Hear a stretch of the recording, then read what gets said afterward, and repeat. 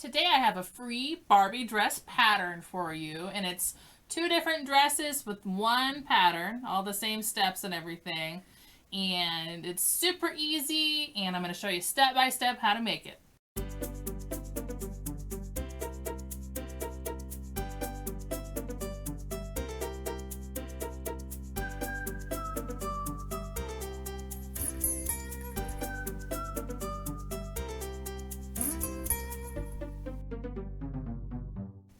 So the first style is the more form-fitted dress over here, and then we have the poofier fuller skirt as well. So they're both in the same pattern, and I'm going to use these.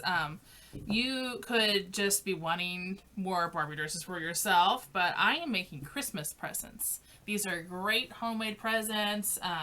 If you don't have money to buy gifts, or you want something that's a little more personal and you want to make your own presents, if you have a little girl, doll dresses are a great way to start. It seems like my daughter doesn't have nearly enough dresses because the Barbies are always naked. Oh my goodness, it's embarrassing in there. So the first thing you need to do is go over to Modern Homemakers and print off the free pattern. Free Barbie dress sewing pattern. Anyway, and then we're going to cut it out. And I'd like to stress, as always, if you have sewing scissors, respect them enough not to run them through copy paper and use just your normal office scissors instead. And you're going to follow the black lines all the way around. You don't need to cut the Velcro cutting guide or the ribbon cutting guide, so just cut out these 1, 2, 3 pattern pieces. Now for fabric, we're going to use scraps here because we're making Barbie clothes, and we use this teeny amounts.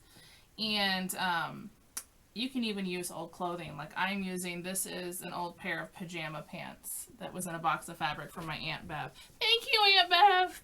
Anyway, I cut it open because I need a big piece on the fold. And I have, so cut it open, and this is now going to be our fold. This is more of a satin instead of cotton. I recommend you use cotton. Do not try to make Barbie stretch clothes unless you're like an advanced sewer. Jam up your machine like that. I know, because this one, oh. Anyway, so I'm going to place this on the fold where it says place on fold. Make sure you avoid any ragged edges. When you're working with scrap fabric, I put an arrow for the fabric line, like the grain line, but you might have to twist and turn things depending on what your scrap pieces are like. And I'm going to be cutting out 2 different ones. I'm just going to show you pinning this one, but I'm going to show you, if you look on the pattern piece, it shows you an option for cut on fold for a fuller look. That's this doll where she has a big full skirt. And then if you just cut one layer without placing on the fold, you get this doll. It's a more form-fitted look. It's still not super tight, but it's not as poofy. So anyway, I'm going to go ahead and put in 4 pins for the big skirt piece. And for the bodice pieces, once again, if you follow these little arrows, and the text means up and down, we're going to try to put them in such a way that they would be up and down too. But we also, the most important, ooh, this one's going to fit here really well. The most important thing is that it looks like a good piece of fabric. Like if you're using scrap fabric, don't use the piece with the stains. If you have to turn the fabric in order to avoid that, that's what you do. And I'm going to get away with 1 pin for this one. And the bodice piece, we'll just throw right on top of that.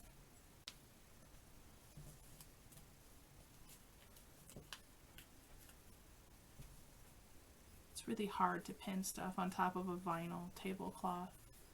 It sticks to it. Okay, oops. So all the arrows are set, and we're going to cut that out with our fabric scissors this time. And that's going to take me forever, so I will cut away again. So I'm going ahead and I'm cutting up both my full and my not full dress at the same time because it's the same instructions and I want you to see both. Anyway, so I'm doing the gray one in the not the more form-fitted look. So not full, more form-fitted. So you can see there's no fold. It's just one layer of fabric. So ignore the fold line for that one. Everything is cut out. Whoops. And everything's falling apart.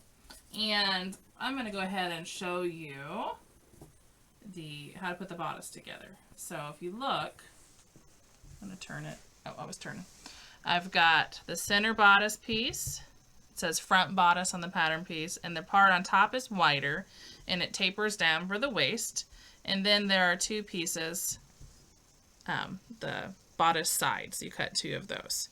And the part that's bigger is touching the bodice, and the part that's more narrow is the sides. And what I'm going to do is I'm going to fold that over and put in a pin.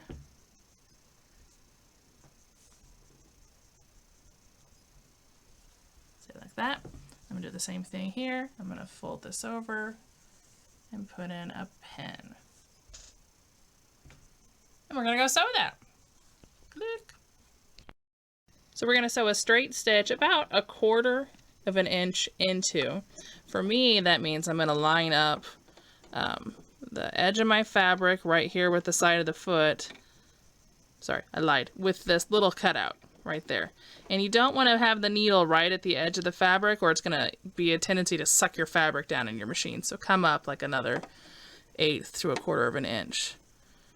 If you can see fabric in there, filling up that hole, you're probably good as far as being far enough back to start. Okay. And it helps if your presser foot is on the ground, which mine is not.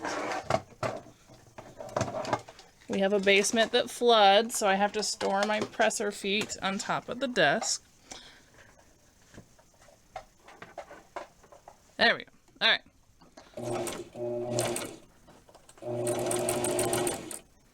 Just keep that line. So you can see it's about 1/4 of an inch all the way down. Now we have two options here. I'm going to show you one of each. The first is to zigzag. And we're just gonna you never just want to stop with your straight stitch. A lot of when you buy Barbie clothes, they seem to do that. And they just unravel and fall apart. And then your kids are whining and crying. So that's option number 1. Option number 2, let me do my straight stitch on this other side.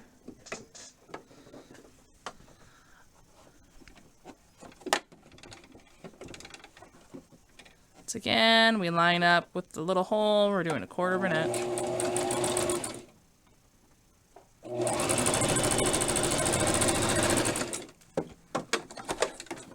Now, if you are fortunate enough to have a serger, which thanks to my mommy, I have one, I'm going to come over here and show you. You can do the zigzag, but I'm going to serge because I think it's a little bit stronger and it's definitely faster. It's also very dangerous. You could cut off a finger or something, so be careful. Anyway, so I'm going to line this up. Make sure you don't go past your point because this is kind of narrow when you're serging. And I like to put it on the cut feature so it trims as it goes.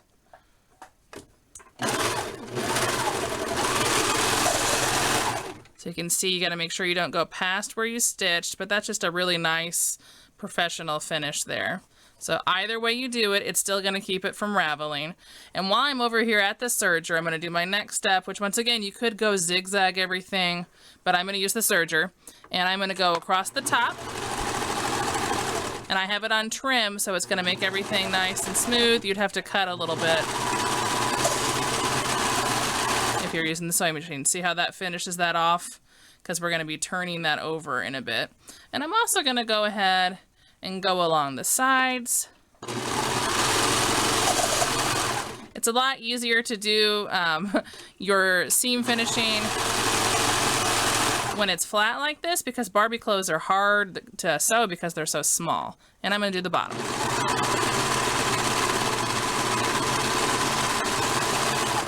So there you go. That is our bodice piece. Next, we're going to do our ribbon cutting. You can use ribbon. You could use rickrack, I mean, whatever you have. And I wish I had a black ribbon the right size. I really want to use the sparkly stuff, but it's too wide and I think it'll look weird. So I'm going to use this burgundy. And remember, these are dress-up clothes. They don't have to be perfectly matched. And we're going to line up with one end of the dot to the other end of the dot on our pattern. and cut. And after you have one, you don't really need the paper anymore. You can do this. If you're admiring my ribbon rack, I have a video on that. Made it out of just stuff we had sitting in the shed. And so we've got our 2 pieces. I gotta put my pen back in here. Oh, watch out, it's a naked Barbie doll. Okay, I'm wrapping this around to give you an idea of what we're doing. So you can see this is the bodice top. It's gonna be a little bit shorter because that's gonna be tucked under. But we want our straps to go that way a little bit and over the shoulder. See that? So in order to do that, we're going to have to take it and have the ribbon kind of go crossing in. See that? So we're going to cross in both of these pieces right where the seam is, where the bodice front, and we're going to make an X. And you could double check yourself, what would that look like when you flip it up. But we're going to pin these to make an X right here. And then we're just going to straight stitch back and forth a few times over those.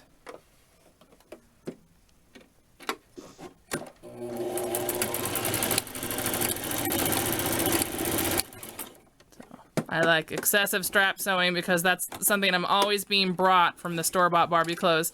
Mommy, the strap's broken. Ah. I don't like mending. I do it, but it gets old. Okay, and then we're going to do the same thing on this one. Remember, we've got these in a crisscross so that they open up when we move them.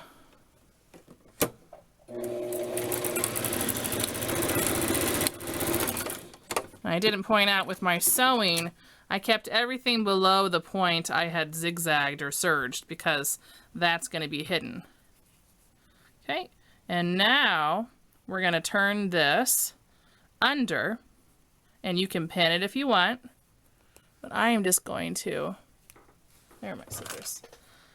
Got scissors everywhere for that reason. I'm going to snip all these threads really fast so nothing looks wacky.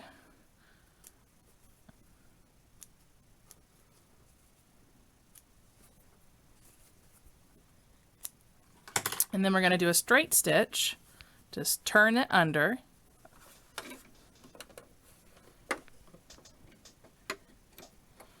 About 1/8 of an inch probably from it. You can see everything with me is an exact science. And if you don't sew perfectly straight, don't worry, because I don't either.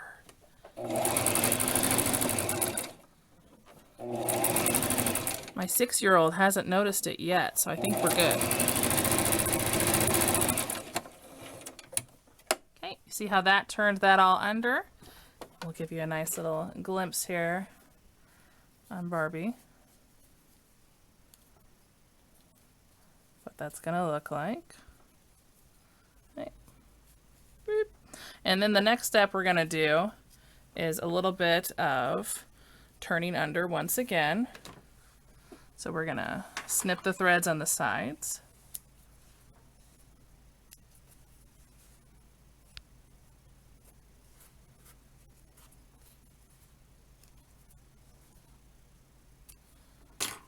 And turn them under just a little bit, about 1/4 of an inch. And we're gonna sew a straight line up those.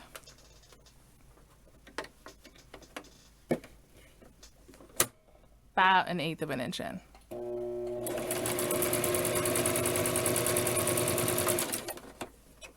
Mine looks more like 1/4 actually. Wherever it ends up happening. Far enough over that it doesn't flop right back up. Gonna clip that. And we're gonna do the same thing on the other side. So just fold it under just a little bit and a straight stitch.